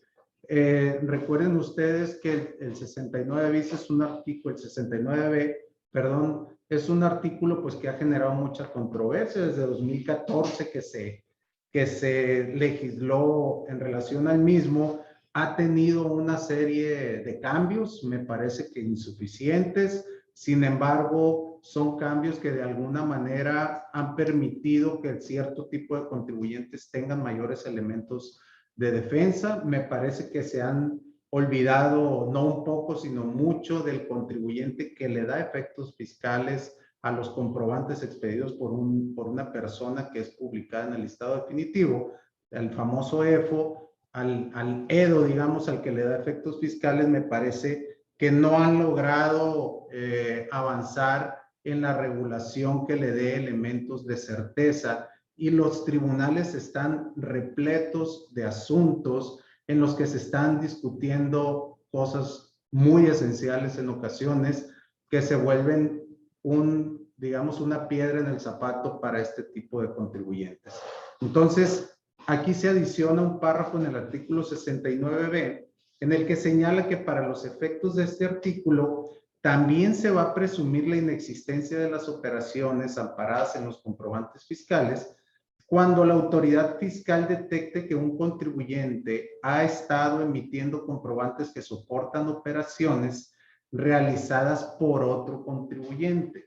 Es decir, yo llevo a cabo ciertas operaciones, pero tú las estás facturando, ¿sí? Ya sea que seamos partes relacionadas o no, no hace referencia a eso, sino únicamente al hecho de que se dé esa situación. Entonces, aquí la autoridad dice, si yo detecto eso, voy a presumir como inexistente esa operación. Es básicamente eso lo que señala, y también que se hayan agotado los procedimientos del 17, 17H, etcétera, etcétera. Un elemento que creo que es importante también comentar son los ajustes que se hacen al artículo 69C del Código. Recuerden ustedes que existe una autoridad, digamos, arbitral que lleva a cabo un mecanismo de solución alternativo de solución de controversias, que es la PRODECON, que ante la misma se sustancia lo que es un acuerdo conclusivo, que es un mecanismo, digamos, que permite que la autoridad y el contribuyente puedan llegar a un arreglo amistoso sin tener que acudir a un recurso, a un juicio, un medio de defensa, un amparo, etcétera, etcétera. Entonces, en estos casos, se establece que el acuerdo conclusivo no podrá exceder de un plazo de 12 meses a partir de que el contribuyente presente su solicitud. ¿Qué quiere decir esto? Que si durante una auditoría se levanta la última acta parcial, el oficio de observaciones, yo presento en tiempo mi acuerdo conclusivo ante la autoridad, ese acuerdo conclusivo no podrá exceder los 12 meses. ¿Sí? Porque si no, ahí la autoridad establece que se va a reiniciar la auditoría. Aquí creo yo que lo que están buscando es que se agilicen ese tipo de procedimientos y que las autoridades no se vean detenidas, ¿sí? No se vean detenidas por este tipo de acuerdos que ciertamente son en favor, pues ellos ya incluso lo mencionan que de la recaudación, pero yo digo más bien es a favor del contribuyente porque es un órgano realmente especializado, pues que le da la asesoría, la defensa gratuita a muchos de los contribuyentes. Es competencia de nosotros, ¿no? Pero no. Sí sirve, creo que es una de las instituciones que ha venido a enriquecer todo toda la problemática que se genera, porque como nos damos cuenta, aquí la legislación se hace muy a modo de los intereses de la autoridad y se protege poco, siento yo, también al contribuyente. Yo creo que vamos a alcanzar la madurez suficiente en algún momento para que la legislación también avance en ese sentido. Ya tenemos una ley federal de derechos del contribuyente, falta que digamos, que se nutra más, que se recojan más mejores derechos hacia el contribuyente y que se le den de alguna manera mayor obligatoriedad para las autoridades o que se establezcan mayores consecuencias a las autoridades que no respeten los derechos de los contribuyentes. Creo que ese es un punto, es un reto, es importante y me parece que el Estado también se tiene que preocupar por esa parte. Bien, los procedimientos de conclusivos que se hayan solicitado antes o hasta el 31 de diciembre de este año deberán concluirse en un plazo que no excederá de 12 meses a partir de dicha entrada en vigor. Es decir, si ya traemos un acuerdo conclusivo de hace 6 meses, a partir del 1 de enero tendrán 12 meses. Eso sí se podrán extender. Último punto, notificaciones por estrados. El artículo 139, ya las notificaciones por estrados se realizarán publicando el documento que se pretenda notificar durante 10 días en la página electrónica que al efecto establezcan las autoridades fiscales. Es decir, esa notificación que resultaba tan difícil para la autoridad y con la cual quizás nos tocó ganar algunos asuntos, en la que se establecía que se iban a publicar por 6 días en las instalaciones o en las oficinas de la autoridad, pues ya desaparece prácticamente. Ya las herramientas tecnológicas nuevamente se recogen por parte del legislador en favor de la autoridad y se establece una situación diferente. Por último, y no lo dejo de tocar, quizá nos reservamos para contestar preguntas, o no sé si haya tiempo ahorita o lo hagamos vía correo electrónico las que no alcancemos, porque estamos viendo que hay bastantes preguntas, cerca de 100 preguntas en el chat. Sin embargo, creo que sí es importante agotar este tema porque estamos hablando del embargo de bienes vía buzón tributario. Nuevamente vemos cómo el buzón se le da relevancia, se utiliza como un instrumento para la autoridad para agilizar sus trámites, para evitar que se le caigan asuntos en tribunales, y en el artículo 151 bis se establece el embargo por buzón tributario y se señala que la autoridad fiscal, tratándose obviamente de créditos exigibles, podrá llevar a cabo el embargo de bienes por buzón tributario, estrados o edictos, siempre que se trate de los siguientes bienes. 1, depósitos bancarios. Ojo, comprobantes de ahorro o inversión asociados a seguros de vida, que creo que tú sabías a qué se refería con eso, porque que no formen parte de la prima, que haya de derogarse, bla, bla, bla, una serie de... Un tema de los, yo creo que se refiere a un tema de las aportaciones adicionales, ¿no? El tema de los seguros de vida tienen aportaciones adicionales que funcionan como tema de ahorro. Ahora el fisco va por ellos también, ¿no? En temas de embargo. Y vía buzón tributario. Acciones, ojo, bonos, cupones vencidos, valores mobiliarios y en general créditos de inmediato y fácil cobro a cargo de las autoridades o dependencias, bla, bla, bla, bienes inmuebles, bienes intangibles, etcétera, etcétera. Entonces, hay que tener mucho cuidado. Nuevamente, el buzón tributario debemos de tomarlo o darle la relevancia que tiene. Recuerden ustedes que pueden señalar medios de contacto en ese buzón tributario. Es muy recomendable, y así se lo hacemos extensivo a todos nuestros clientes. Es muy importante que los medios de contacto que señalen sean ya sea personales de ustedes y que tengan la costumbre, o que el mismo teléfono les anuncie, les indique a través de un SMS, etcétera, etcétera. Pero también es imprescindible que ya sea su contador o ya sea una persona administrador, etcétera, etcétera, esté a cargo de todas las notificaciones que se llevan a cabo vía buzón tributario, porque prácticamente por ahí está llegando información que puede afectar de manera importante el patrimonio de su empresa y de ustedes también eventualmente como socios. Ahora bien, la autoridad fiscal previamente emitirá una declaratoria de embargo en la que detallará los bienes afectados. Es decir, la autoridad ya te va a decir, esto te encontré, estos son los bienes afectados, aquí está. Y la va a hacer de tu conocimiento a través del buzón tributario por estrados o por edictos. Ahora, si ustedes saben que se ubican en alguno de los supuestos para una notificación por estrados o por edictos que no están identificables, etcétera, etcétera, pues si saben que están en una situación de ese tipo, tendrían que estar verificando los estrados. No es lo recomendable, pero hay que tener mucho cuidado con esto.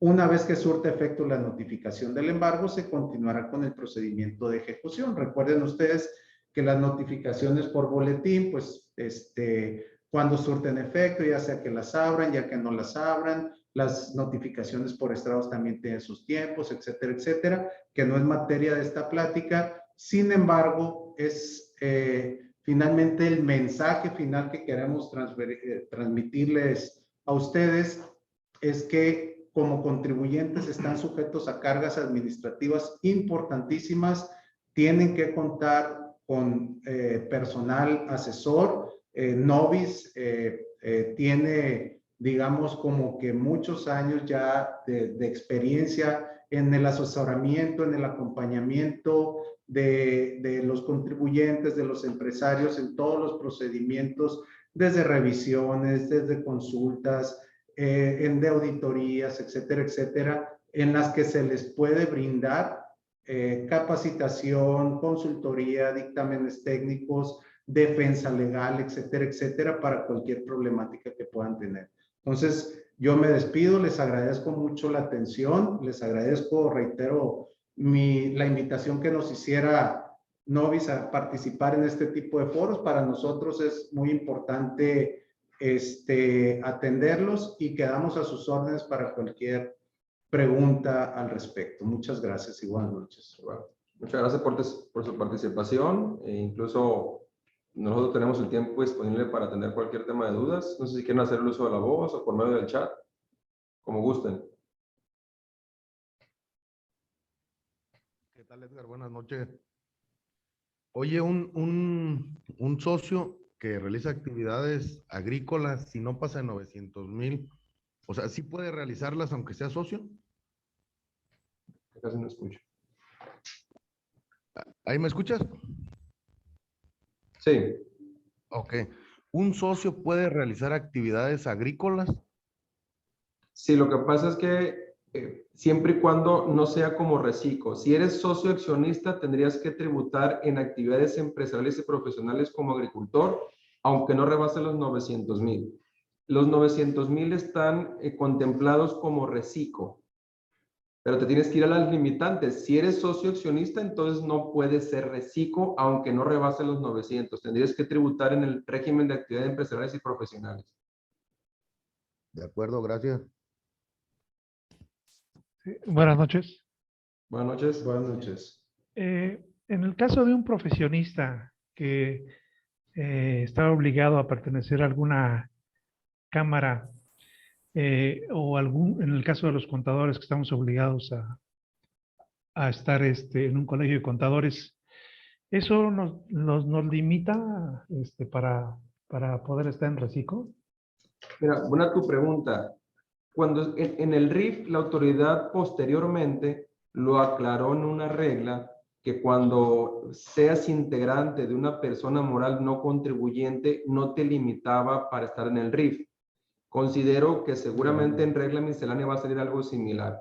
Actualmente, pues te habla de que si eres integrante de una persona moral y en sentido estricto, si eres integrante de un colegio de contadores, pero seguramente se va a aclarar como se hizo con el tema del RIF, para que sí puedas tributar, porque sabemos que es una asociación civil, claro, que no tiene saber patrimonial, por lo tanto no tendrías por qué no ser reciclo en servicios profesionales por formar parte de un colegio, pero habrá que esperar la regla, ¿no? Estoy completamente seguro que va a salir igual que el tema del RIF. Ok, otra rapidísima. Al 110 le quitaron la redacción de que estaban exentos actividad profesional y actividad empresarial de reportar contabilidad electrónica hasta 2 millones de pesos. ¿Se espera que haya una facilidad para que se emita vía resolución miscelánea para el 2022? Mira, yo pienso que sí, coincido contigo. Debe de haber también una regla donde pues volvamos al tema de no enviar la información de contabilidad electrónica, ¿no? A fin de cuentas son contribuyentes que todavía se contemplan como menores, ¿no? De acuerdo a mi juicio profesional. Ok. Tengo muchas, pero bueno. No, adelante. Una última, perdón. ¿Cómo ven ustedes el aumento en el presupuesto de ingresos para IVA? Se me hace espectacular que están aumentando el 24% para el año 2022. ¿En qué se basan aumentar 24% esa recaudación? Mira, bueno, la autoridad. yo creo que el esquema del régimen de confianza, sobre todo en temas de personas físicas, la autoridad, insisto, no es un tema de juicio profesional personal, le está apostando un poquito a regalarte renta para que le pagues el IVA. Es decir, no busques deducciones, sobre todo en conceptos de estrategia.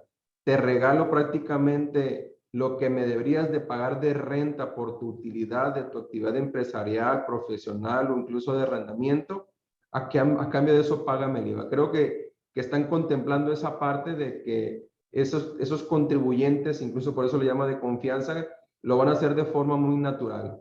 Es decir, si el IVA lo contemplamos como debe ser, que es a fin de cuentas un impuesto indirecto que le pertenece al fisco, pues no tendría problemas en pagarlo de forma natural si renta me lo están prácticamente regalando, ¿no? Yo creo que eso así lo veo de forma natural, ¿no? Ok, perfecto. Gracias, buenas noches. Buenas noches. Buenas noches. Contador Edgar, Mándame. yo tengo dos preguntas en materia de tributar en el reciclo. El primer caso es aquellos que se registraron del 1 de septiembre en adelante, obviamente no pueden tributar como lo señala la norma. Sin embargo, el régimen no limita a que en el siguiente ejercicio no pueda hacerlo, ¿es correcto? O sea, podrá medirse y podrá cambiarse ahora sí en el 2023 al reciclo. Esa es una pregunta. La otra tiene que ver con lo mismo. Esa me llama la atención con relación a los que vienen siendo los periodos truncos, como el RIF, por ejemplo. Vamos a suponer que ahorita entramos al reciclo y desafortunadamente en un mes del ejercicio 2022 rebasamos los 3,5 millones. ¿A partir de qué momento computan nuevamente esos 3,5 millones para que en el 2023 probablemente pudiera volver a tributar en el reciclo? Son dos casos, uno es inicial y otro es cuando regresa. Nada más para aclararlo, estoy en el 2022, empezó en junio y facturé 4 millones de pesos. Correcto. Entré en reciclo, automáticamente me salí, por lo tanto ya tengo que tributar como actividad empresarial a partir del siguiente mes. Lógicamente, si eso pasó en 2022, en 2023 voy a tributar como actividad empresarial, porque la norma me remite que en el año anterior sea 3,5 millones para volver a hacer reciclo. Es correcto. Pero para 2024, entonces, perdón, para 2023 estamos hablando de que estoy midiendo ingresos desde 2022 y por eso me está dejando fuera. Es correcto, así es. Pues para 2024 entonces ya será el ejercicio completo de 2023. Lo que pasa es que... Es correcto, pues, tendrías que tener menos de 3,5 millones en 2023 para volver en 2024. Sí, lo que me hacía ruido es que precisamente en el caso del primer ejercicio, en caso de personas físicas, hablaba de que, si no me equivoco, agarrabas los ingresos de 2019. Entonces, por eso me llamó la atención. Sí, ese nada más para el tema del inicio de los contribuyentes que ya están ahorita. Y de hecho es muy buena tu pregunta, porque ¿qué pasa con el contribuyente que se inscribió en 2020? Es decir, no tengo base para 2019, pero mi base entonces tendría que ser 0. Puedo entrar en el régimen de confianza a mi juicio. Gracias. A ti.